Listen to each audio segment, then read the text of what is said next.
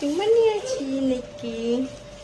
Guys, இன்னைக்கு Thursday தான். அந்த விளாக் தான் பார்க்க போகிறோம். வாங்க வீட்டுக்குள்ளே போகலாம். தம்பிக்கு உடம்பு முடியல, ஸோ காலைல ஸ்கூலுக்கு அனுப்பல.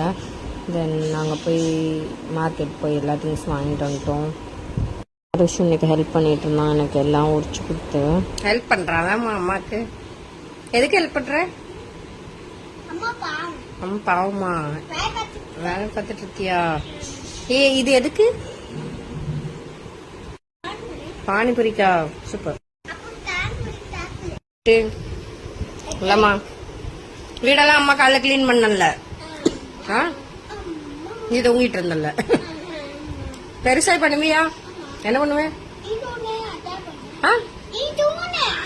நான் தூங்கிட்டு இருக்க நீ பண்ணுவியா? என்ன பண்ணுவேன்?